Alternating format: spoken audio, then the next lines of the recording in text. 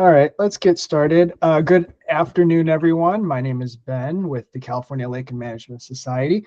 I'm really pleased today to present Gurgagn Chand with the State Water Resource Control Board. As some of you know, we're going through some changes through our general permit. And so Gurgagn's gracious enough to offer a presentation to talk about some of these upcoming changes. So without further ado, please take it away. Cool. Good afternoon, everyone, and welcome to today's webinar. Special thanks to Ben and the rest of the California Lake Managers Society for inviting me and having me present today. So, as Ben mentioned, my name is Gurgagn Chand. I usually go by Gur. It's a lot more easier to say and pronounce. I'm a water resource control engineer within the State Water Board's Division of Water Quality. And I'll be providing an overview of the informal draft statewide NPDES Pest Control Permit that Ben had alluded to. So for today's agenda, I'll briefly summarize the 4 existing pesticide discharge permits that are currently in effect, and then we'll walk through the informal draft permit, highlighting some of the proposed changes and reasons for consolidation, spoiler alert. And then we'll finish with an overview of the remaining project timeline and next steps. And hopefully by the end, we'll have some time to answer folks' questions. So currently, California currently operates under 4 statewide NPDES permits regulating pesticide applications for various pest control use patterns. And those are for aquatic weed and algae control, vector control, aquatic animal invasive species control, as well as spray applications that are conducted by the California Department of Food and Agriculture. Each of these permits addresses point source discharges of residual pesticides to waters of the United States, and they establish coverage and requirements for each of those specific use patterns. When it comes to this new permit that staff is proposing for reissuance, there's 3 main reasons. First of all 4 existing permits have reached the end of their 5-year term limits and are currently expired and are being administratively continued pending reissuance. Secondly, the hope is that by going through this reissuance process, we can improve some clarity and consistency for dischargers by harmonizing some of the overlapping requirements under a consolidated permit. And then thirdly, the hope is to update some of the regulatory requirements as well as monitoring triggers to reflect some of the current data and information that's out there. So we've been at this reissuance process for a couple of years now. In 2023 and 2024, staff conducted preliminary outreach with various stakeholder groups to sort of identify some of those areas of improvements needed across all 4 existing statewide pesticide permits. And then building on top of that input, staff developed an informal draft permit that was released back in September of 2025 for public comment. Staff had held public workshops going over some of the proposed changes in October of 2025. And so we, during those workshops, staff had walked through the content, answered questions, and gathered additional feedback as well. And then since then, my team and I, we've been reviewing and synthesizing those comments and preparing responses as well as revisions that will inform the formal draft permit, which we hope for or anticipate for release in summer of 2026. So hopefully right around the corner. In the next few slides, I'll walk through the proposed consolidated permit, how the permit is sort of structured, and where some of the major changes are being proposed. So sort of like I mentioned, one of the most noticeable changes is that the proposal consolidates the 4 existing permits into a single pest control permit. And everything is organized based by the pest control use pattern in question. So the consolidated permit would cover the 4 existing pest control use patterns that I mentioned earlier, as well as introducing a new one for terrestrial rodent control. And I'll speak a little bit more about that in the upcoming slides as to what that means. So the following 2 or 3 slides are meant to go over the structure of the proposed permit. And while this table may look daunting, the key takeaways is that the permit is applicable to all permittees regardless of the pest control use pattern, with the exception of the highlighted rows. For example, section 2.3 of the proposed permit details the pesticidal active ingredients that would be covered. And this section is separated by the pest control use pattern. So like if you're trying to apply a pesticide or product for aquatic weed and algae control, you can easily go to that section and look at what active ingredients are covered. And this is to ensure that, the permit is easier to digest for the reader. Other sort of main, I guess, differences or unique differences is section 2.4, which details non-pesticidal products, which I'll cover again in the upcoming slides. And this section is only applicable for folks performing aquatic weed and algae management activities. This slide is more along the same here, which I'll note that the key thing to know is that section 6 that discusses receiving water monitoring triggers, as well as section 7.3, which discusses the various elements that need to be included in the application plan. This is formally called the Aquatic Pesticide Application Plan, or APAP, for those that may be familiar. These are separated by the type of pest control use pattern to make it easier to read through. Moving on to the monitoring and reporting program attachment. This was the only attachment that was included as part of the informal release back in September. All the other attachments are still under development, which is why they weren't released. Essentially, this table here summarizes the monitoring requirements across the attachment Z series, which is attachment C and its sub-attachments. These sub-attachments pertain to the monitoring requirements for each that are unique to each specific pest control use pattern. And here in this table, you'll notice that everyone has visual monitoring and almost everyone has water quality sampling. With the only exception is for vector control management. They only have visual monitoring requirements. And that reasoning is because back in, I think, 2011 or 2013, there was a study conducted by the Mosquito and Vector Association of California, which is essentially found in that study that when vector control pesticidal products are used according to their product label, that water quality sampling would be redundant and it would interfere with their public health service that they provide in preventing vector control or vector-borne diseases. And so they don't have water quality sampling per se, but they still have some monitoring and reporting requirements that they have to adhere to. Another key addition, as I mentioned earlier, is the expanded coverage for rodenticides for terrestrial rodent control. This is in response to requests from the U.S. Fish and Wildlife Service, in which case they have projects that would allow for the eradication of invasive mice on offshore islands.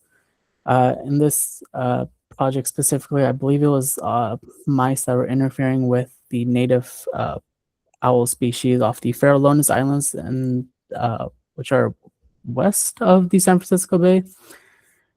And essentially, they're proposing to use aerial rodenticide applications, which may bounce off the rocky terrain and enter into the Pacific Ocean, and therefore be considered as a discharge of residual pesticides into a water of the United States and needing permit coverage. So in this specific situation, the usage of rodenticides, particularly second-generation anticoagulant rodenticides, is applicable to very, very limited special circumstances as carved out in existing California regulations, specifically the Food and Agricultural Code. Those specific situations includes for usage of second-generation anticoagulant rodenticides, for the protection of public health and water infrastructure, for the eradication of non-native species on offshore islands, for the protection of threatened or endangered species and for research purposes. So it's for very, very limited circumstances where this pest control use pattern for terrestrial rodent control would be applicable. Moving on, the draft permit also expands coverage to include several new pesticidal active ingredients. Separate, and on this slide, you can see that they're separated by the pest control use pattern. So for aquatic weed and algae control, staff are proposing to add fluoropyroxyfen benzyl, trichlorocholine, as well as the pesticidal dyes containing blue 9 and yellow 23. For vector control, staff are proposing to include abamectin and fenpropathine, and for terrestrial rodent management, it would include brotifocum. One thing I would mention about the dyes that we had a couple of folks ask questions on in the past is that the monitoring and reporting requirements provided in the informal draft permit are only applicable to those specific dyes that are considered as pesticide products by the and they are registered by the California Department of Pesticide Regulation. So those monitoring and reporting requirements that are spelled out don't apply to non-pesticidal marker dyes such as your ordinary pond dyes. So if it's not registered by the Department of Pesticide Regulation, those monitoring and reporting requirements don't apply. The draft permit also expands permit coverage to include non-pesticidal products, which I had alluded to earlier. And those are products specifically used for aquatic weed and algae management. The proposed non-pesticidal products would include those that contain lanthanum modified clays, alum, calcium, those non-pesticidal marker dyes, as well as ozone. And right now, existing regulation of the non-pesticidal products varies based on regional water board. So there's a lot of discrepancy or variance in how those things are regulated. So the goal is to sort of synthesize all of these non-pesticidal treatments under a single statewide permit to sort of add some consistency in regulation. Section 2.4 discusses adjuvants. Staff are proposing to update how adjuvants, which are ingredients mixed with aquatic pesticides to improve their performance, are handled. The existing permit regulates adjuvants represented by nonylphenol as a surrogate. The informal draft broadens coverage to additional adjuvant products that meet the permit requirements that are spelled out in the next slide. And those permit requirements include that 1, the adjuvant must be registered by the Department of Pesticide Regulation. Secondly, they must be clearly designated for aquatic use per the product label. And thirdly, they must be approved by the Deputy Director of Water Quality. And then any applicable receiving water monitoring triggers and or monitoring or reporting requirements will be specified in the approved notice of applicability, which is essentially the approval letter issued out to the discharger granting them coverage under the permit. Section 2.7 of the informal draft discusses temporary application of non-pesticidal products, and this is sort of a newer idea that isn't included in the existing permits. And essentially, in order to support advancing technologies and treatment strategies that deal with aquatic pests, the informal draft permit proposes temporary coverage for non-pesticidal products used for research efficacy. Those non-pesticidal products, some of the requirements for those non-pesticide products used for research is that 1, they shouldn't contain any pesticidal active ingredients or adjuvants as registered by the Department of Pesticide Regulation or US EPA, and they shouldn't be used concurrently with other pesticide products as well. So the proposed permit establishes a temporary coverage period, and then once that coverage period expires, a final summary of those findings of those from that research project shall be submitted to the State Water Board for evaluation. For existing permittees, the draft requires submitting a new application package at least 90 days prior to the effective date of the general permit whenever it gets reissued. to continue coverage without essentially having a new application fee be imposed. And so if a discharger doesn't submit a new application by that, or doesn't submit a revised application package by that deadline, their existing coverage on the old permit would administratively be terminated upon the effective date of the new general permit. So hopefully that timing makes sense. And in order to sort of build in some leeway here, there is a 180-day or 6-month grace period from when the permit eventually gets adopted to when it becomes effective. But the goal is that during that 180-day window, there's enough time for folks to review the new permit requirements and for staff here at the water boards to review those revised applications, as well as those application plans to ensure that there's a smooth transition and no lapse in coverage. When it comes to the public comment period for new or amended applications, the existing requirement is that any new or major changes to an existing coverage for a permittee be posted on the State Water Board's website for 30 days. That's being changed to 14 days. And that's due to direction provided during the 2013 adoption meeting, in which the State Water Board at that time had directed staff to develop administrative efficiencies during the next permit reissuance cycle when it comes to processing applications. So the goal is that within 14 days, it still gives folks that are concerned about those proposed pest control applications time to voice their concerns, submit their comments to the State Water Board for evaluation, but also not to delay those applications from moving forward. Furthermore, the 14 days is backed by the limited amount of public comments that staff has received in the last, 10 years. So there's not many comments that are received, so that further justifies the reduction in timing.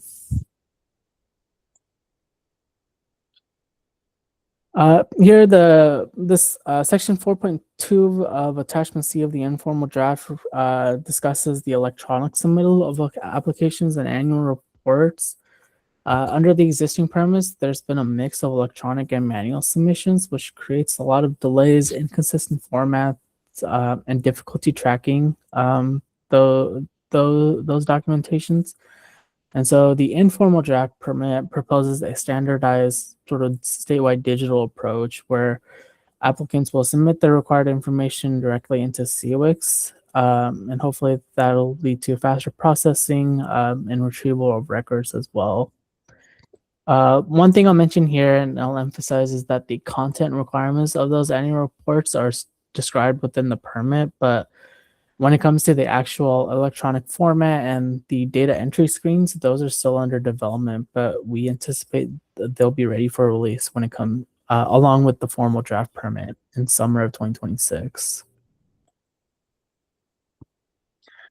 At the federal level, and this impacts all NPDES permits, which also impacted our permits right now.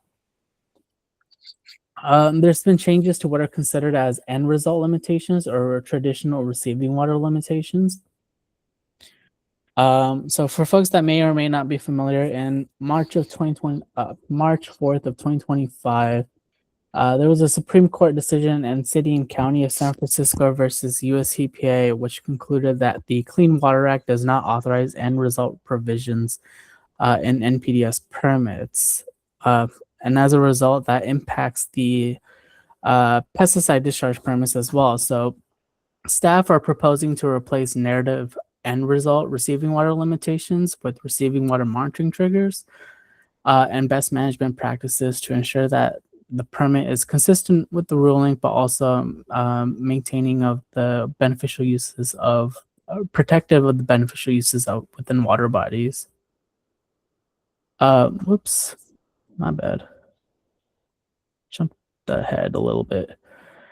The rationale being that why everything's being changed into a monitoring trigger is that if there's an exceedance of a monitoring trigger, then usually that's an indicator that the pest control application either didn't adhere to the product label or there was some other required best management practice that may not have been followed through. So it's still a numeric indicator of what might have went wrong. Sorry.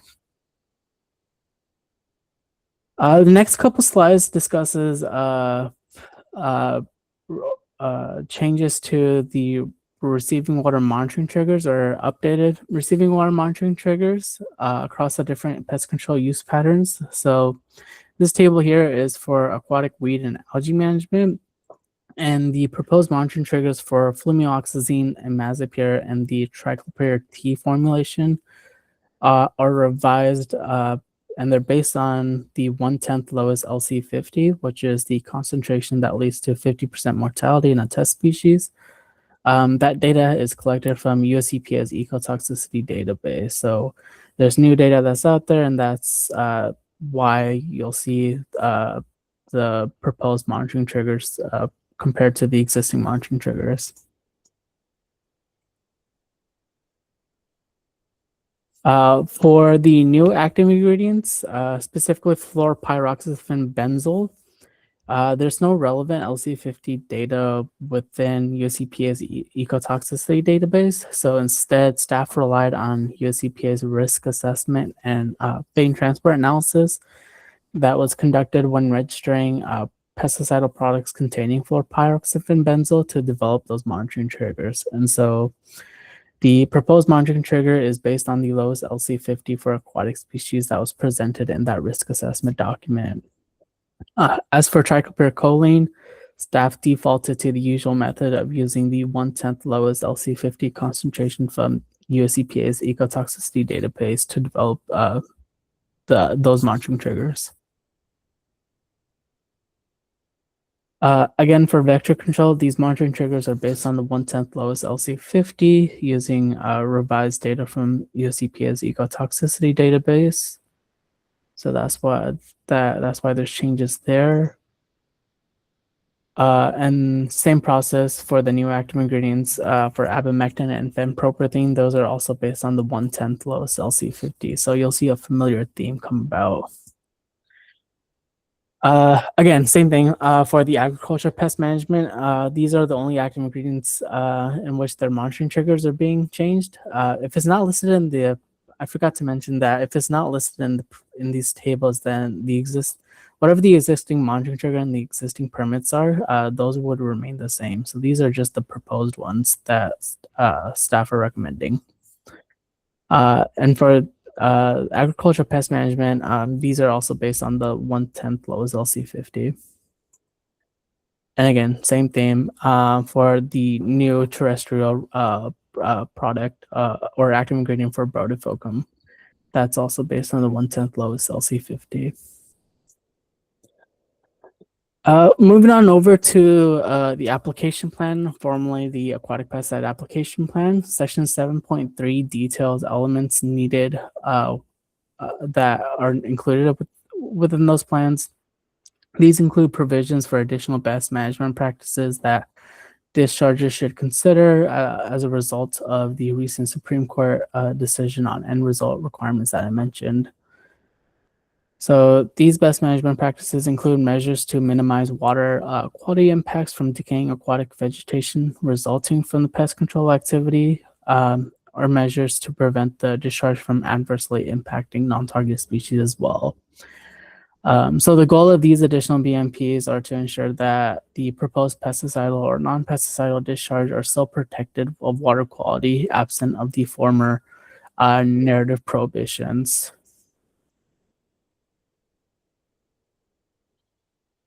Some of the additional best management practices staff are also include mode-specific BMPs that should be considered for each discharger based on if it's going to be applied through aerial application, through truck, drone, or hand applications, as well as measurable action thresholds and the use of surveillance data for timing treatments. So when I mention measurable action thresholds, which is fairly new terminology used in the proposed permit, here the goal is to get discharges to either numerically or narratively categorize the presence of a pest species prior to treatment and then post-treatment as well, and see if whatever pest control treatment strategy that they're utilizing is effective in reducing that pest population. And here, the goal of these BMPs are to balance sort of effective pest management with the protection of aquatic life and water quality as well. Section 8 of the proposed permit deals with emergency pest control coverage. And here staff is proposing sort of a streamlined permitting process in the case of emergency pest situations, such as, for example, disease vector outbreaks or ecosystem threats caused by pests. And so the permit would allow for a 90-day temporary coverage following an emergency declaration by a state or local government authority. Here, the discharger would need to submit an abbreviated application plan, and that would be posted for a 5-day public comment period. And no application fee would be required, since it is in the case of an emergency, and we don't want funding or monetary constraints to be a limitation in addressing that emergency. And here, the trade-off would be that any discharger approved under these emergency provisions, after 90 days, they would be automatically terminated. So if the pest control activity needs to continue post 90 days, they would have to go through the normal application process, as would a normal applicant.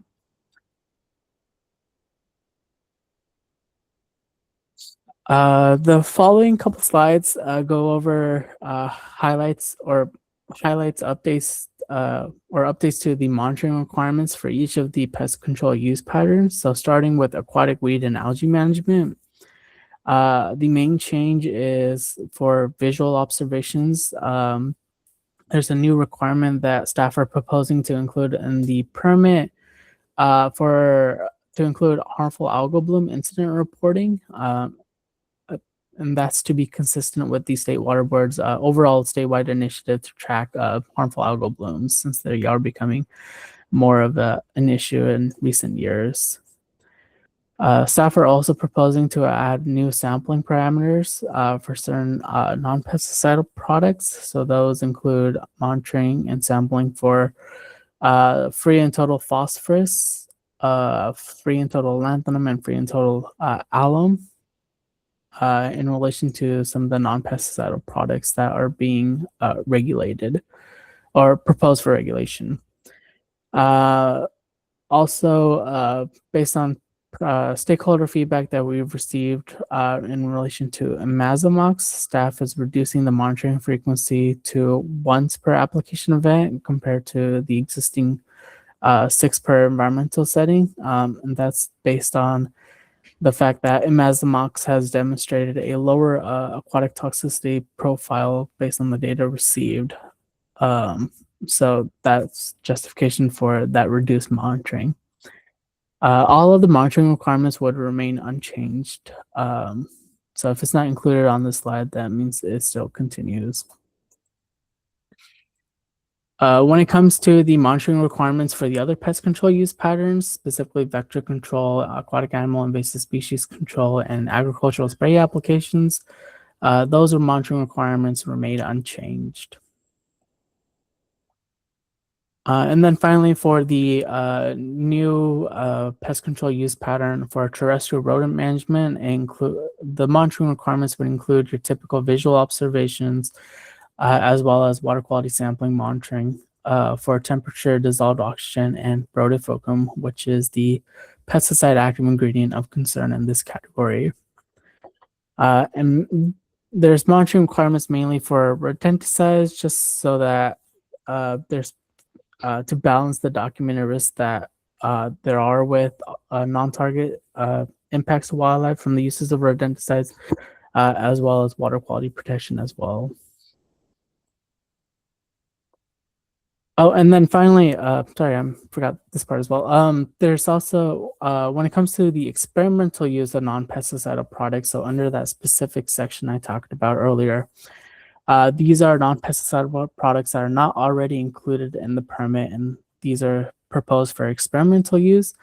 The monitoring requirements would include your standard visual observations as well as your physical chemistry monitoring of things such as like pH, dissolved oxygen, and turbidity, amongst others, as well as any applicable non-pesticide product ingredient as well. So this is more of a precautionary approach to protect beneficial uses during the research trial phases, while still allowing for that innovative strategies to sort of take in place. And so that is a summary of sort of the high-level changes that are proposed in the consolidated permit. I'll now talk about sort of the project timeline moving forward. So as I mentioned previously, the informal draft was released for public comment in fall of 2025.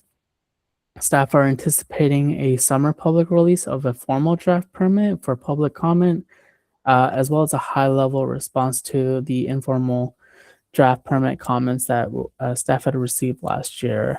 And so once the formal draft is released, there would be another round of public workshops that would follow, that would give folks an opportunity to voice any additional comments and concerns regarding the formal draft. And hopefully, if all goes to schedule, staff plan to present the proposed permit to the State Water Board for consideration of adoption in spring of 2027. So that concludes my talk today. Again, thank you for having me.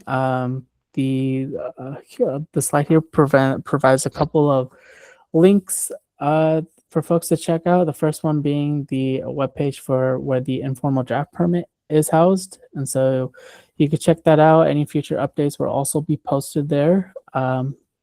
Furthermore, if you want to be specifically notified of any future updates, you can subscribe to the State Water Board's Gov Delivery email list and check the relevant topics that you want to subscribe to, and that so any future announcements we make, you'll be automatically notified by email as well. So yeah, now it's time for questions if we have time. Thank you. Thank you so much. We've got quite a few questions, so we'll just start from the first one received. Yeah. Has NOAA weighed in on the permit changes? We've had issues in the past where they say they have not approved SWRCB's standards. So we haven't provided them a copy of the informal draft yet, but it's our goal that once the formal draft permit is released, we'll be sending it out to all of our sister agencies and relevant other state and governmental agencies as well for review. So that would include NOAA, since there's some emergency, I think, notifications that have to be performed to them. If there's exceedance of pesticides, as well as sending a draft copy to US EPA and other such agencies. All right, thank you. Will this PowerPoint be available afterwards?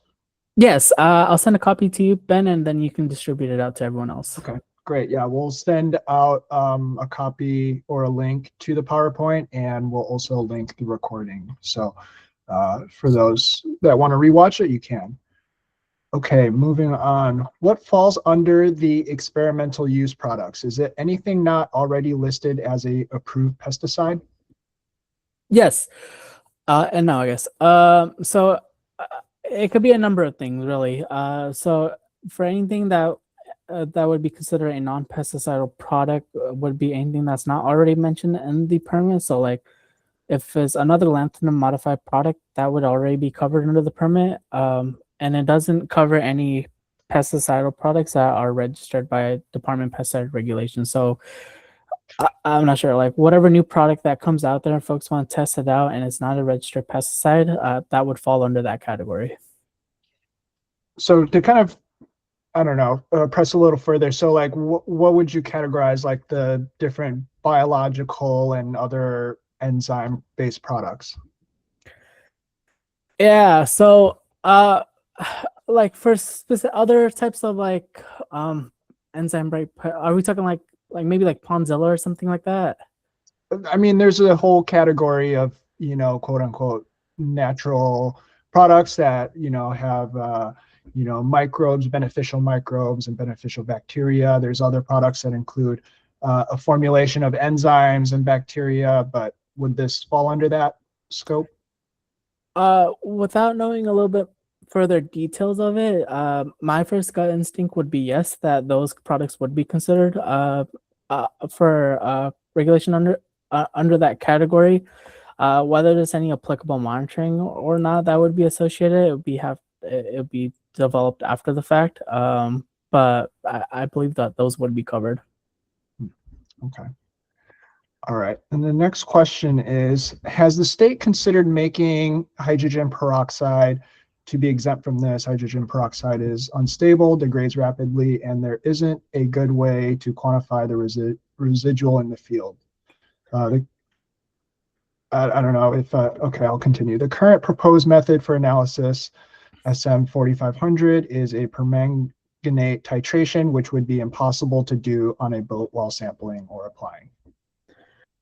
I believe the existing permits, they don't have any receiving water monitoring triggers for hydrogen peroxide because it quickly degrades. And so we would sort of continue on with that same logic in with the proposed permit. If anything, I think it might be worthwhile to further clarify that maybe monitoring wouldn't be required for like hydrogen peroxide or anything like that, but you still have to do like your field chemistry analysis, like so taking your pH samples, your dissolved oxygen and whatnot. I mean, isn't that kind of what the current rules are in place? Yeah, so it'd be a continuation of that. So where I was going with that is maybe we can clarify that in like a fact sheet in the proposed document or in the proposed permit that, that is the case, that there's no active ingredient for you to sample for. Understood. All right, next question. If we already have an existing APAP, do we still need to submit our annual report next year in January 26, or sorry, 27? Yeah, good question. So until the new permit becomes in effect, all the requirements under the existing permits still stay in place. I'm sure we'll have additional guidance as to the logistics between that transition period between the existing permittees and the new permittees, and how annual reports fall under that. But like, for example, if this permit doesn't get adopted until April of 2027, you would still submit your annual report based on the existing permit requirements, and then moving forward under the new permit, you would submit those annual reports. All right. So for algal toxin testing, can we use an immunoassay for detection, or is a bioassay confirmation required? I believe for algal toxin testing, that's not a requirement that we're proposing in the proposed permit. It's only for visual observations, just because now there's only a handful of labs in California that do algal toxin testing, and it's still kind of costly to do it on a regular basis. And so that's sort of justification to at least not require it during this reissuance cycle. It's just more for additional data gathering purposes. Okay. Danielle, if you'd like to speak, you can clarify your question if you have to. All right, thank you. Yeah, it's just we have our own HABs detection within our laboratory. So, I mean, we have the possibility to do an amino assay, and then we done proficiency tested on bioassays. It's just not an approved method by, ELAP of some sort. So I was just wondering, but if we only need pictures or just an observation that we know that it's a blue-green algae that could possibly have HABs, then that's fine. We can just put an observation then. Thank you. Yeah, and our swamp program, surface water ambient monitoring program, they've released, I guess, a guidance document to help detect which type of algae you might be dealing with based on various visual assessments. So that would be a good guidance document to rely on. So you're not being forced to do any chemical analysis. All right. Thank you. Okay. Another question. For those covered by the existing permits and the requirement to monitor 6 applications for each active ingredient, if there has been no exceedance, will the monitoring and analysis be required for 6 applications under the new permit? Good question. It's our goal that for a similar active ingredient, actually that's a good question. I will put it at this, that's something we haven't considered yet. You bring up a very good point, and I will I will confer with my team on how we want to address that. All right. Good Thank question. you. All right. Let's see. All right. Will public agencies with an existing APAP be required to submit a new application for the updated permit? Can you repeat the question? Sorry. Will public agencies with an existing APAP be required to submit a new application for the updated permit? So everyone will be required to, at minimum, submit a revised application plan, because we're adding some new BMP requirements that everyone needs to assess and document within their plans. So the short answer is yes. Okay. With the new receiving water monitoring trigger, is there any change in definitions of application site, treatment area, and receiving water? No, those will remain the same. Okay. All right, next question. Non-pesticidal products for experimental use. What is the expected timeline for submission to approval? Washington is about 60 days start to finish. I don't know what the exact timeline would be. We're imagining it to be very similar to your traditional pesticide application that you submit under the existing permits. It's the first time we're going sort of through this novel process, so I'm sure the timing will vary depending on the product that someone is proposing to use.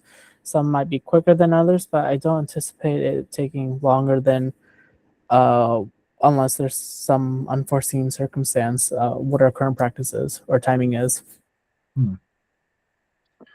All right.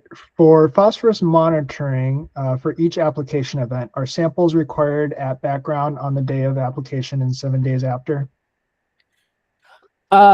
Yes. So I believe the proposed permit only includes background and post-event monitoring samples for phosphorus. I will comment that we did hear some comments during the informal public comment process, and so that's one of those items that we may tinker with based on the comments that we've received. So there might be changes to what's already in the permit as it relates to phosphorus monitoring. Okay. All right. So that's all the questions we have in the chat. If anyone would like to unmute and ask Gur anything, feel free to do that now. Hi, it's Danielle. Sorry. So we have a huge invasive species prevention program, not just at the current aquatic pesticide application reservoirs that we're approved for, but in this one, is it going to be covering for the copper sulfate to be able to treat veligers if we ever get infested, or is that a separate permit we're going to have to apply for? So this one will be all in one that we'd be able to treat for them? Yeah, so you're in this similar boat with other, I guess, irrigation districts, water districts too, where they might have coverage under. They might have coverage under the aquatic weed control permit for the use of copper products to tackle their weeds and algae concerns, and they might have another separate permit coverage under the aquatic animal invasive species permit to tackle some of those veligers that you mentioned. So it'd be one permit, and then when you submit your notice of intent, which is the application, you would designate which pest control use patterns you'll be applying to. And so it'll be like copper, and applying for these 2 pest control use patterns, and it'll be one permit that's issued. And then, so if we have, because I'm able to treat a full lake, but we have a secondary reservoir that water goes into, and I also have it for that terminal reservoir too. Because the water is coming down a pipeline, is there a continuous drip if I needed to, or no? Can you define continuous drip? Sorry. Yeah, so like if I need to treat the water going into the reservoir, but on a continuous basis, because we're in, if we have infested water, can I treat that water going into that reservoir on a continuous, because that reservoir flips every 30 days. So I didn't want to have to keep treating that other water for veligers. Like I would kill it before going into the current reservoir. Does that make sense? Yeah. Sulfate as a treatment going into the holding reservoir. Yeah. I'd have to think about that a little bit more. I don't think I'd be. Sorry, I'm all questions here. Yeah. If you want to touch bases with me offline, I can think about that a little bit more and then provide a more accurate response. Okay. Right now, you kind of caught me off guard. I'm sorry. Yeah, I can put it. I mean, I've corresponded with you before. We're San Luis Obispo County. So, yeah. All right. Thank you. Yeah. Sorry about that. No, it's okay. Also, if you don't mind, if you'd like to share your email, Gur. Oh yeah, sorry. So I can put it in the chat. I'll put it in the chat for anyone to email you if they have any questions. Yeah, that'd be great. Sorry, I should have put that in the slides. All right, we got another question come in. For lake sampling with little water movement or circulation, how does the permit define sampling immediately after treatment and dispersion, i.e. how long do we have to wait to sample? That would be at the discretion of the pest control applicator and what their best professional judgment would be as to what that timing is. So that's why we don't really specify within the permit, because every circumstance is going to be different depending on the water body you're applying to, the specific product you're using, and so on and so forth. But for a small lake, if you're asking for like amount of days, again, it just depends. All right, so the email is in the chat if anyone wants to reach out. Can you talk a little bit more about like the various application? You talked about application types earlier in the beginning of the presentation. You know what I'm talking about? Like the method of application. Oh, for the BMPs for those application methods. Yeah. Yeah.